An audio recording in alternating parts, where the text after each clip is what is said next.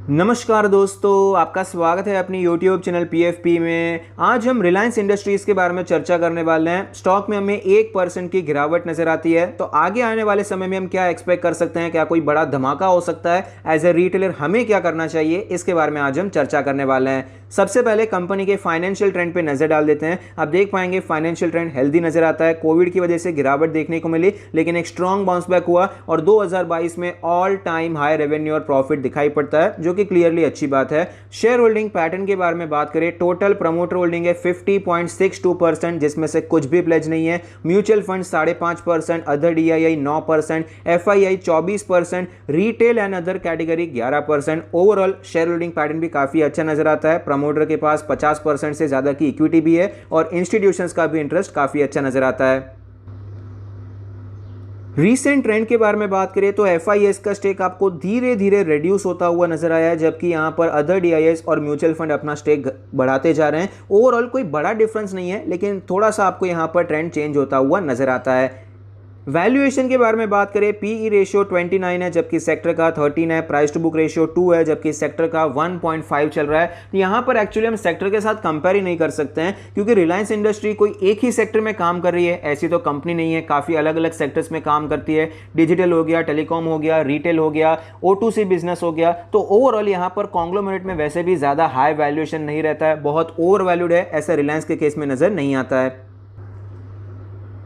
Stock के chart पर हमें नजर आता है कि स्टॉक में फिलहाल तो यहां पर हमें रैली देखने को मिली, फिर गिरावट देखने को मिली, फिर स्टॉक एक रेंज में आपको ट्रेड करता हुआ नजर आया, ऑल टाइम हाई का ब्रेकआउट हुआ, फिर शार्प सेलिंग हुई, फिर शार्प रिकवरी भी हुई, आपको स्टॉक उसी रेंज में वापस ट्रेड करता हुआ नजर आता है। तो पिछले एक साल में कोई बड़ा ट्रेंड देखने को नहीं मिला है। बीच में आपको बड़े बड़े स्विंग जरूर देखने को मिले। स्टॉक 2700 के लेवल से आपको 2200 के लेवल तक आता हुआ नजर आया, फिर से 2800, बड़े स्विंग्स आए, लेकिन ओवरऑल स्टॉक ने कोई बड़ा मूवमेंट अभी तक यहां पर किया नहीं है। सेम लेवल पे आपको ये ऑलमोस्ट ट्रेड करता हुआ नजर आता है और यहां पर ऑलरेडी 1-2 महीने हो चुके हैं, स्टॉक ने फिलहाल भी कोई खास ट्रेडिंग नहीं दिखाई है। एक ही रेंज में स्टॉक हमें फंसता हुआ नजर आता है और स्टॉक अपने 20 और 50 डेज के मूविंग एवरेज के नीचे ट्रेड कर रहा है, 100 और 200 डेज के मूविंग एवरेज के ऊपर ट्रेड कर रहा है। डेली RSI 47 का लेवल है। मोमेंटम कोई खास नजर नहीं आता है, ना ही स्ट्रॉन्ग मोमेंटम अप साइड पे है या फिर डाउन साइड पे देखने को मिलता है, क्योंकि स्टॉक एक रेंज में फंसा हुआ है। तो यहां पर आप देख पाएंगे इस रेंज को ही हम एज अ सपोर्ट और रेजिस्टेंस ट्रीट करने वाले हैं। हायर साइड पे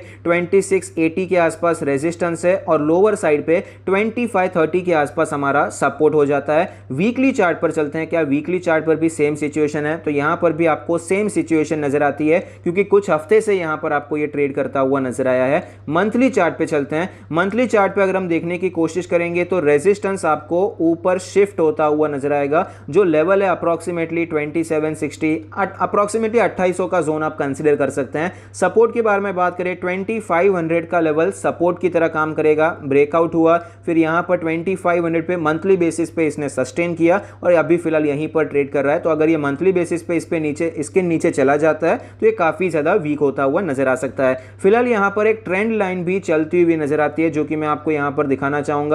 लंबे समय से एक्चुअली ये ट्रेंड लाइन चल रही है, ऐसा नहीं है कि शॉर्टर टाइम फ्रेम की ये ट्रेंड लाइन है। सपोर्ट की ट्रेंड लाइन आप देख पाएंगे 1 साल से ज्यादा हो चुका है, इसी सपोर्ट पे आपको ये ट्रेड करता हुआ नजर आता है। और जो रेजिस्टेंस की ट्रेंड लाइन है उसको भी 6-8 महीने तो हो ही चुके हैं, ये भी पुरानी ट्रेंड लाइन हमें नजर आती है। तो काफी समय से स्टॉक में कोई बड़ा मोमेंटम नहीं हुआ है। निफ्टी ने भी इतना खासा मोमेंटम कर दिया है, बैंकिंग स्टॉक ने मोमेंटम कर दिया है, लेकिन रिलायंस में आपको कोई खास मोमेंटम देखने को नहीं मिला। तो अगर ये ट्रेंड लाइन ब्रेक होती है तो आपको एक अपसाइड देखने को मिल सकता है, लेकिन अगर यहाँ पर ये सपोर्ट टूटता हुआ नजर आता है तो ये नीचे वाली जो ट्रेंड लाइन है उसके टूटने के चांसेस बढ़ सकते हैं और आपको गिरावट देखने को मिल सकती है। तो फिलहाल यहाँ पर किसी भी साइड आपको एक बड़ा मोमेंटम देखने को मिल सकता है, इसके लिए हमें तैयार रहना चाहिए। दोनों साइड के लिए हम प्लानिंग करके रखेंगे। हमें यहां पर प्रेडिक्ट नहीं करना है कि भाई ब्रेकआउट होगा या नहीं होगा, ब्रेकडाउन होगा या नहीं होगा, ये हमें नहीं पता है, लेकिन होगा तो हमें क्या करना है, बस हमें इतनी तैयारी करके रखनी है। तो यहां पर किस प्रकार से हमारा प्लान होना चाहिए, जब तक ये रेंज में फंसा हुआ है तब तक के लिए बस वेट एंड वॉच करना है।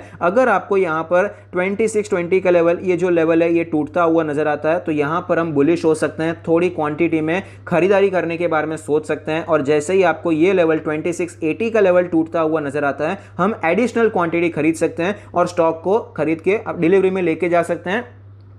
और स्विंग ट्रेडिंग के लिए खरीद रहे हैं तो 2800 या फिर आप पोजिशनल ट्रेडिंग में खरीद रहे हैं तो मेरे हिसाब से ओपन टारगेट रखना चाहिए, क्योंकि मुझे तो ये स्टॉक 3000 तक जाता हुआ नजर आता है, प्रोवाइडेड कि आपको ये 2680 2700 का जोन टूटता हुआ नजर आया। देखिए मैं प्रेडिक्ट करने की कोशिश नहीं कर रहा कि क्या होगा, लेकिन अगर ब्रेकआउट होता है तो हम तेजी करेंगे, उससे फॉलो करेंगे। अगर गिरावट होती है, मंदी होती है, तो हम उससे फॉलो करने की कोशिश करेंगे। हम ये अभी प्रेडिक्ट नहीं कर रहे हैं कि तेजी होगी या मंदी होगी, जो भी होगा हम उसे फॉलो करने की कोशिश करेंगे। तो इस हिसाब से हमारा पोजिशनल और स्विंग का प्लान हो सकता है। ये स्विंग से ज्यादा पोजिशनल के लिए ज्यादा बेहतर रहेगा। यहां पर थोड़ी क्वांटिटी और 2700 के ऊपर आप एडिशनल क्वांटिटी खरीद सकते हैं और यहां पर ओपन टारगेट या फिर 3000 इस प्रकार से स्टॉप लॉस को ट्रेल करते हुए जा सकते हैं। अगर लॉन्ग टर्म के बारे में बात करें तो भी सेम, अगर ये टूटता हुआ नजर आता है ये लेवल, तो आप खरीदारी कर सकते हैं। बाय चांस आपको यहां पर ब्रेकआउट की जगह पे ब्रेक डाउन देखने को मिले, ये जो लेवल है 2500 के आसपास का लेवल है, 2530 का लेवल है, अगर ये लेवल टूटता हुआ नजर आता है तो आपको गिरावट एक्सपेक्ट करनी चाहिए और स्टॉक आपको सबसे पहले तो 2400 पे आता हुआ नजर आएगा, वो इमीडिएट टारगेट नजर आता है।